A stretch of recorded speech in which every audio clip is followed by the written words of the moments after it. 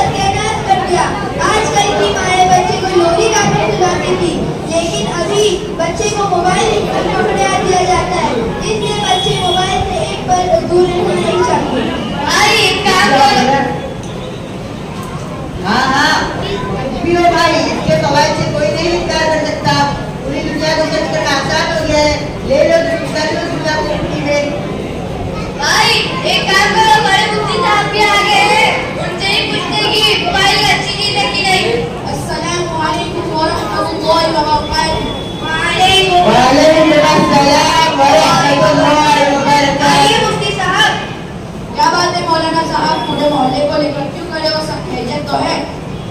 असल में ये लोग मुझे मोबाइल के बारे में बता रहे थे, तो मैं थोड़ी बहुत सी इनको मोबाइल के बारे में बताई। अब आप ही इसकी बात कीजिए मुफ्ती साहब। क्या बात है भाइयों, क्या कहना है? क्या मोबाइल के फायदे नहीं है मुफ्ती साहब? अरे मेरे प्यारे भाइयों, बस आप इतना समझ लीजिए जैसे दवाई पर लिखा होता है, इससे बच्चों की पहुंच से दूर रखें। हालांकि दवाई हर एक की फायदे की चीज है। अगर किसी शख्स को उसकी जरूरत हो और अगर उसका इस्तेमाल करे तो उसे बहुत फायदा पहुंचाती है। अगर किसी शख्स को उसकी जरूरत ना हो और फिर भी उसका इस्तेमाल करे तो उसे बजाय फायदे के उसे नुकसान पहुंचाती है। वैसा ही मसला मोबाइल का है। हाँ मुफ्ती साहब, बताइए उसके नुकसान। तो भी सुनो, सबसे ज्यादा वक्त किसने करा किया? अलग हदीस पाक में आता है, कल कयामत के दिन वक्त के बारे में पूछा जाए कि आपने वक्त कहाँ गुजारा। इतना ही नहीं, आजकल के नौजवान तो रात रात भर मोबाइल पर जागते रहते हैं। बच्चे तो मोबाइल के बगैर खाना तक नहीं खाते और सोते तक नहीं है।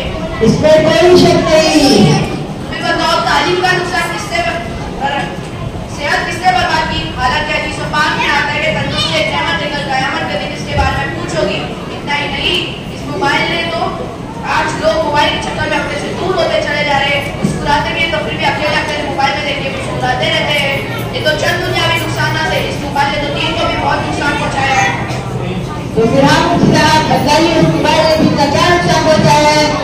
इस मोबाइल ने नौजवान को बेगैरत बेहया बना दिया है। गंदी फिल्में, ड्रामा, सीरियल, पोस्ट वीडियो ये सब मोबाइल को लेकर आया और इस मोबाइल ने तो बापर्दा औरतों को भी नहीं छोड़ा। बापर्दा औरतें भी बात समझ में इंस्टाग्राम और टिकटॉक पर वीडियो बनाने लगी है। हाँ मुफ्ती साहब, ये तो बिल्कुल सही बात है। ये सब हम अपने आंखों से देखते रहते हैं। हालांकि हदीस पाक में आता है कि 3 आंखें जहन्नम में नहीं रहेगी, उसमें से एक आंख वो है जो हराम देखने से बच गई हो, और एक दूसरी हदीस में आता है कि आंखों का गलत देखना आंखों का ज़िना करार दिया गया है। नहीं, इस मोबाइल ने गाना बजाना इतना आम कर दिया है कि मस्जिदों में भी आजकल गाने की आवाज विंडोज की शक्ल में सुनाई देती है। और एक हदीस में आता है कि गाना आखिरी जमाने में गाना बजाना आम हो जाएगा। इस मोबाइल ने तो इतना झूठ फैला दिया है कि कोई भी बात हो, चाहे वो दीनी हो या दुनियावी, लोग बगैर देख के शेयर कर देते हैं।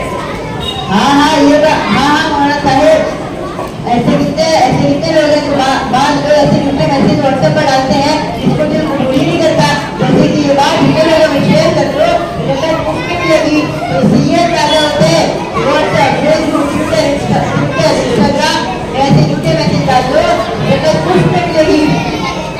नहीं, इससे तो लोगों की घर तबाह करती है। एक शौहर को पता चला उसकी बीवी किसी के साथ चैटिंग कर रही है, उसने उसी वक्त तलाक दे दिया। आज लोग फॉलोवर बनाने के चक्कर में अपने से दूर होते चले जा रहे हैं।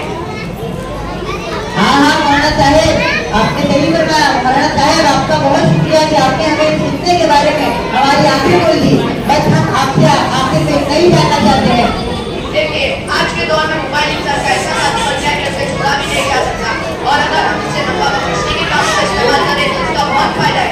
इससे लोगों में दीनी, इस्लाही और अखलाकी लोगों तक बताई और पहुंचाई जा सकते हैं।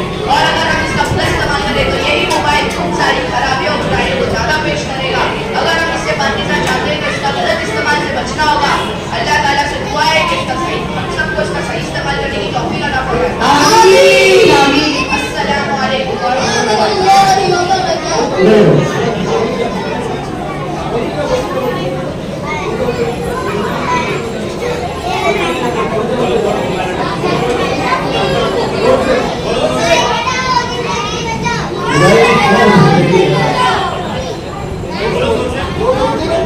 मोबाइल हटाओ, जिंदगी बचाओ।